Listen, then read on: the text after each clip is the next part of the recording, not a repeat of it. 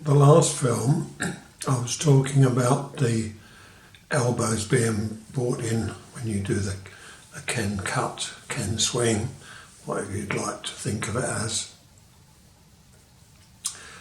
And I'd like to explain a little more this time about how I see Hosensei's thinking on Aikido. Just one segment of it, really. A friend of mine sent me a Tai Chi video, Tai Chi Chuan, the martial fighting applications, how it would be shown slowly and how it would be done with a partner applied to the body. What I saw was Shihan, Ikkyo, Sankyo, Kokyunagi. And then if we look at Daitaru, you'll see techniques that we name them all as Aikido techniques. And I've said before, they're not Aikido at all. He took them from other places. I'm wondering if he actually took so many from different arts. Nishio Sensei, he used to love showing everything with the weapons. The way a sword would cut, the way it would go up, turn, use the hilt as a lock for Nikkyo. Then we see the Chinese doing the same. So when people say, does Aikido work as a martial art? Then the answer definitely to me is yes. Whether you, the exponent doing the art, is any good is a different matter. But if you look around at these different links of the other martial arts, they were developed by masters as a fighting art and immobilizations to work on opponents in fighting skills. Yes, they were days gone by, but the body's still got arms and legs the same. Attitudes may have changed. I believe we've become more flexible as humans to the old films that I watched when I watched some of the early days of judo in the black and white films. I think how unflexible they are, and yet they were great masters. Are they just stories that we have heard that are brought forward of these great, wonderful masters? But were they stiff old men against stiff old men? And in those times, did it work? Like the rifle, one bullet at a time. And now you can get a magazine that will shoot 70 bullets a moment. Anyhow, when I wrote my first book, some of you may have,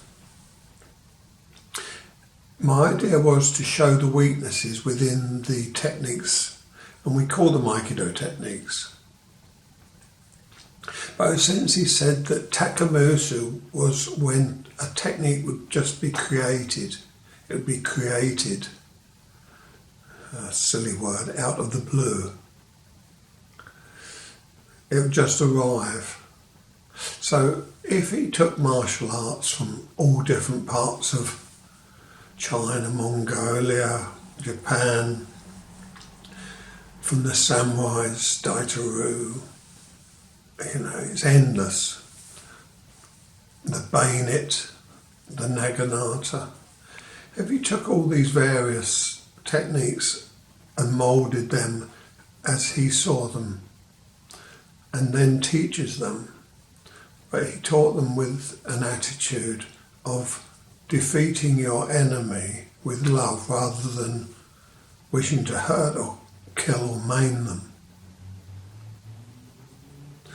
So perhaps he had to modify them slightly, but what was the biggest modification?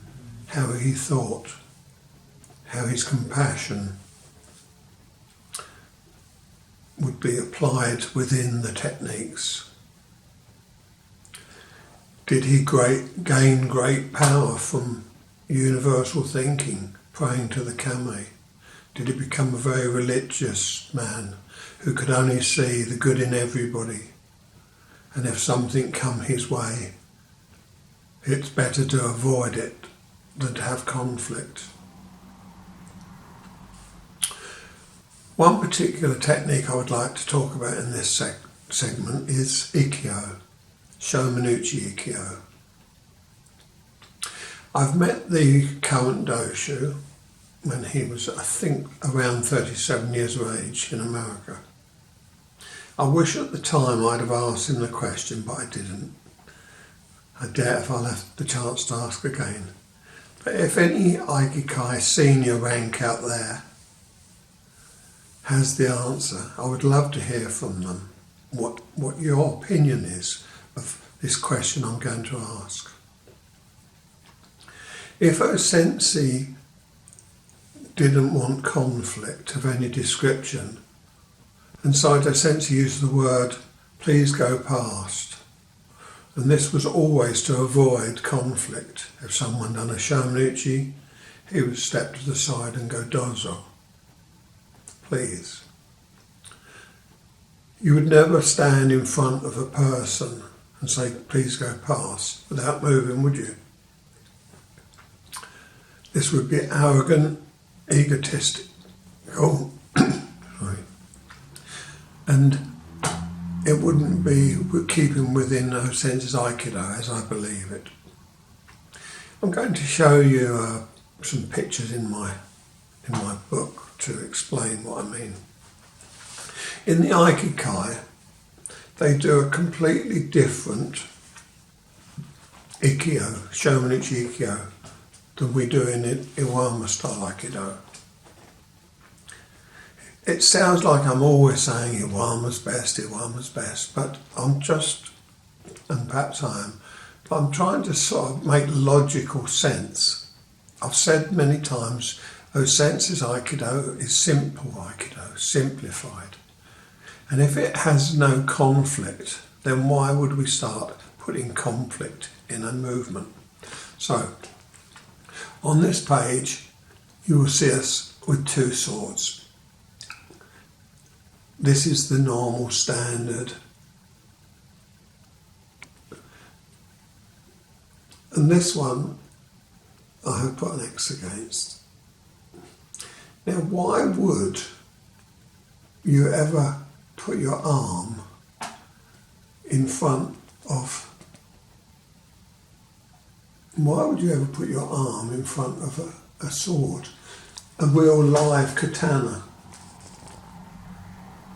You know, it doesn't make sense, does it? I mean, think about it logically. If somebody had a real live katana, would you put your arm up against it? So I'm genuinely asking this question. Nobody's ever answered it. The answer I got from a third Dan Aikikai teacher once, who runs his own dojo, he said, I'd just be quicker, and when they raise up, I quickly go in. I said, yes, if you're quick enough to go in before they are on the downstroke. We do that in Iwama Aikido. If we're quick enough to blend, then we blend. And we continue it going up, up, up, up and over their head and down into Ikkyo. Sensei, in his book, Budo, he shows his techniques and he said, I initiate. So he is the one that initiates. The other person puts their hand up to meet it, not the other way around. If the person is coming down, for you to put your arm up. So please watch some films and you'll see what I mean. The Aikikai practitioner meets it coming down and they cut it down to the floor and they call it Ikkyo. This is, to me, going against everything O-Sensei was telling me anyhow. Why would you enter against a live sword with your arm? You wouldn't. So why do it without a sword? A clash is a clash. If you have a good answer, please be kind enough to message me, reply on the YouTube channel where it says comments. My whole Aikido understanding is non-conflict art. The techniques are powerful, we don't have to be. The Chinese were there a long time ago developing fighting techniques. Daito-ryu, all the other arts that I've talked about. They're fighting arts, so Sensei didn't want to fight, he wanted to neutralise without harm. Two arms coming together and the strongest person winning, cutting down, to me isn't no sense Aikido. So why is it being taught? And what is the purpose of it?